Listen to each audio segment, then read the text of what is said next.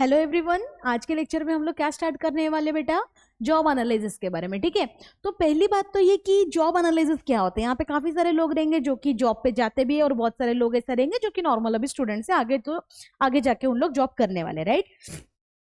तो बेटा यहाँ पे क्या होता है, job analysis is the process of studying and collecting information relating to the operations and responsibilities of specific job. ठीक है, इनका क्या कहने का है कि कोई भी जॉब के लिए हम लोग पहले डिटेल में स्टडी करते हैं कि कौन सा जॉब है, क्या है, उसके बारे में फिर डेटा कलेक्ट करते हैं हम लोग, उसका इन्फॉर्मेशन निकालते हैं।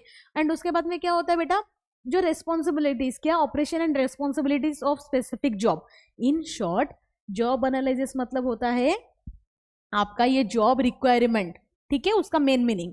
उसके बाद एक जॉब करने वाला व्यक्ति जो होता है बेटा, वो क्या करता है, पहले तो जॉब का वो टास्क होता है, राइट। उसके बाद वो जॉब क्या होती है, उसका वो ड्यूटी होता है। एंड मेन चीज ये सब क्या होता है, उसका रेस्पॉन्सिबिलिटी होता है। आई होप ये समझ गए आप, राइट। तो टास्क, ड्यूटी और रेस्पॉन्सिबिलिटी जब तीनों मिल जाते हैं ना बेटा, वो होता है हमारा ये जॉब एनालिसिस। समझ में आया ये आपको, ये आपकी बुक में भी मेंशन है, आप एक बार गो थ्रू कर लो।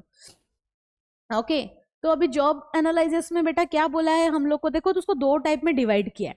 तो दो डिवाइड किए हुए पार्ट क्या होता है, एक होता है जॉब डिस्क्रिप्शन, दूसरा होता है जॉब स्पेसिफिकेशन। ठीक है, दोनों का मीनिंग भी अलग अलग होता है और क्या मीनिंग अलग अलग है देखते।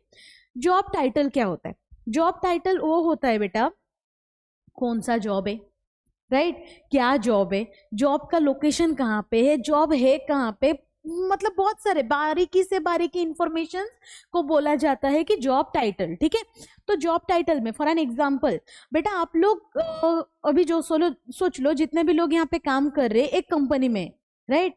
आपकी कंपनी एस्टेब्लिश्ड कहाँ पे है, दिल्ली में, और आप यहाँ पे रुक के उसी कंपनी के थ्रू काम कर सकते हो, उसके ब्रांचेस वगैरह है, राइट। या फिर कॉलिंग विलिंग में तो उसका मेन ब्रांच कहाँ पे है, दिल्ली में।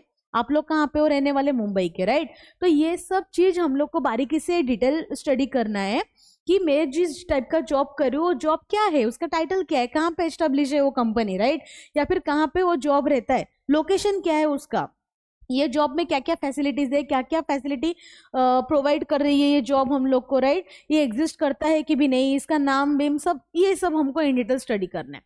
Second, duties and responsibility. तो बेटा जॉब के रिगार्डिंग ड्यूटीज एंड रिस्पॉन्सिबिलिटी क्या होता है मुझे बताओ, कोई कोई एक बेसिक एग्जांपल भी मेरे को दे दो चलेगा।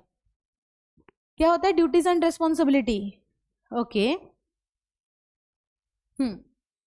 मतलब आपका कहने का ये मतलब है कि ड्यूटीज अगर आपको मिला, मतलब जॉब अगर आपको मिल रहा है, तो ड्यूटी के साथ साथ आपको उस जॉब का रिस्पॉन्सिबिलिटी भी निभानी पड़ेगी, राइट। तो जॉब के रिगार्डिंग आपको जो जो रिस्पॉन्सिबिलिटी आएगी वो बुक में आपको दिया है बेटा, आप एक बार कोई गो थ्रू कर लो उस बुक के बारे में। क्या बोला है कि ट्रेनिंग सबऑर्डिनेट करना है, सुपरविजन करना है, मतलब कोई भी आपको जॉब पे ना कोई भी फील्ड में लेके डाल देंगे, राइट, ये फील्ड में आपको ये काम करना है, तो उसके बारे में भी आपको आइडिया होनी चाहिए, इन डिटेल आपको उसके बारे में जाना चाहिए, राइट। तो जब भी आप वो जॉब कर रहे हो वो ड्यूटी हुआ आपका, बट जब भी आप जॉब चल रहा है वो आपका रिस्पॉन्सिबिलिटी है, मतलब अंडर प्रोग्राम के जो जो भी होने वाला है वो सब आपके आप रिस्पॉन्सिबल होने वाले हो। ठीक है, तो ये हो गया आपका सेकेंड पॉइंट। थर्ड पॉइंट क्या है, वर्किंग कंडीशन। आप कहीं पे भी काम कर रहे हो वहां का कंडीशन कैसा है, वहां का एनवायरनमेंट कैसा है, ये सब आपको अच्छे से देखना है कि जहां पे मैं काम कर रहा हूँ वहां पे मेरे लिए पहली बात तो सेफ है कि नहीं है, राइट। जितने भी फीमेल्स है, जितने भी मेल्स है, उनके लिए वो एनवायरनमेंट सेफ है कि नहीं है, हम लोग को सारे फैसिलिटीज वहां पे है कि नहीं है, खाने पीने की फैसिलिटी, रहने की फैसिलिटी, राइट। और मेन चीज क्या है, एड्स की फैसिलिटी, मैं फर्स्ट एड्स की बात करूँ, राइट। अगर कुछ किसी को हो गया, for an example medical facility रहे, अगर ऐसा कुछ हुआ तो किसी का कुछ भी प्रॉब्लम हो जाता है तो फटाक से उसको मेडिकल फैसिलिटी मिलता है कि नहीं है, राइट। और यहाँ पे बेबी केयर फैसिलिटीज भी रहती है बेटा। ऑर्गेनाइजेशन में कैसा होता है, अगर मेरे लेबरर्स, मेरे वर्कर्स वगैरह किसी के छोटे छोटे बच्चे और उन लोग उनको लेके आए हुए हैं तो उनको बेबी केयर सेंटर्स भी रहता है, राइट, जिसको क्रेशेस वगैरह बोला जाता है। तो वहां पे कैसा जब चाहे तब उन लोग अपने बच्चे से मिल सकते हैं, एम्प्लॉयज को जब चाहिए तब रेस्ट रूम्स वगैरह प्रोवाइड हो सकता है।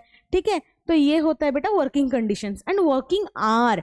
मैं जॉब डिस्क्रिप्शंस की बात कर रही हूँ ना, इसीलिए मुझे इतने सारे नोटिस करना है, उन लोगों को नोट करना है।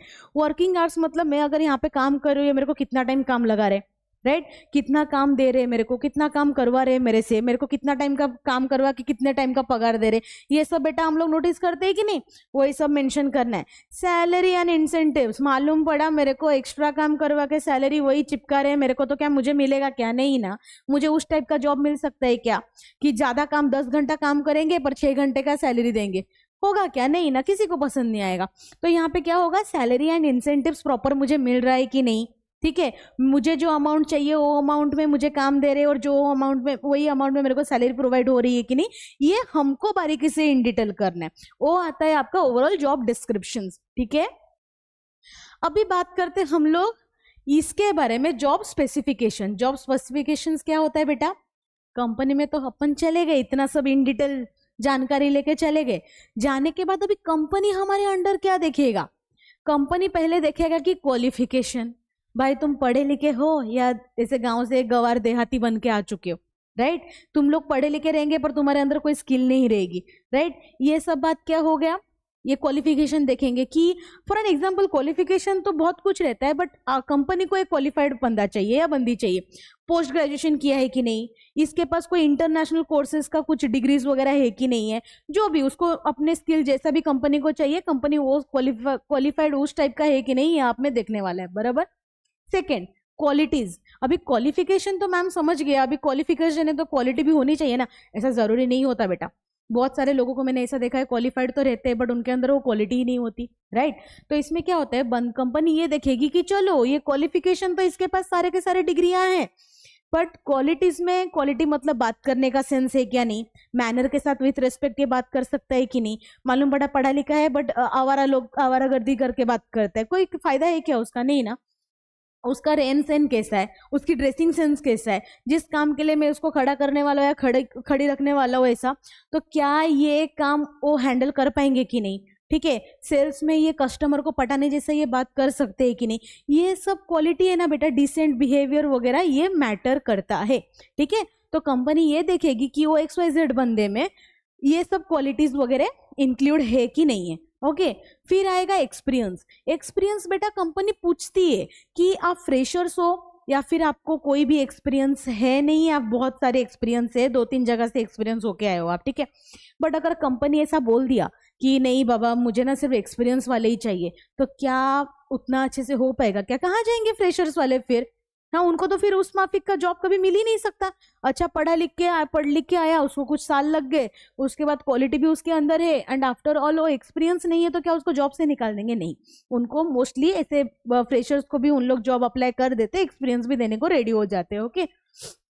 फिर बाद में आता है बेटा फैमिली बैकग्राउंड। फैमिली बैकग्राउंड क्यों? कहीं पे भी हम लोग जाएंगे, कहीं पे भी, चाहे वो आप घूमने किधर जाओ या तो फिर कोई ऑर्गेनाइजेशन में जाओ या फिर स्कूल में एडमिशन हो या कॉलेज में, आप वहां पे बायोडेटा देते हो, आधार कार्ड वगैरह हम लोग सबमिट करते हैं, राइट।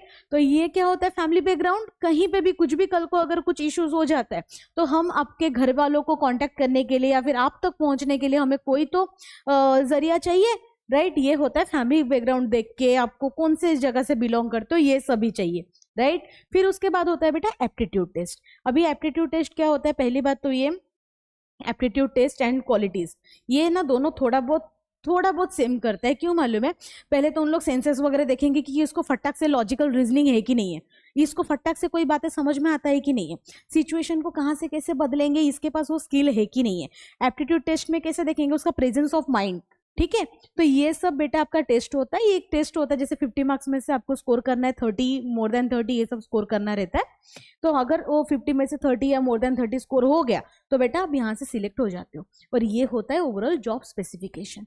आई होप समझ में आ गया। क्वालिफिकेशन क्या है, क्वालिटीज क्या है, एक्सपीरियंस चाहिए, family background and aptitude. I hope ये सारे के सारे पॉइंट्स आपके क्लियर हो गए। तो बेटा नेक्स्ट लेक्चर में हम लोग क्या स्टार्ट करने वाले हैं? नेक्स्ट लेक्चर में ये हमारा ये तीनों हो गया, राइट। नेक्स्ट लेक्चर में हम लोग पढ़ेंगे ह्यूमन सोर्सेज प्लानिंग का स्टेप्स वगैरह, ठीक है। क्या पढ़ेंगे? स्टेप्स वगैरह, ये ह्यूमन रिसोर्सेज प्लानिंग के। आई होप ये आप लोग को समझ में आ गया है, ठीक है। किसी को कोई भी डाउट रहेगा तो प्लीज कांटेक्ट करो मुझे, और बाकी आप लोग को कोई भी डाउट रहेगा तो बेटा प्लीज कमेंट सेक्शन में मुझे बता सकते हो। तब तक के लिए थैंक यू।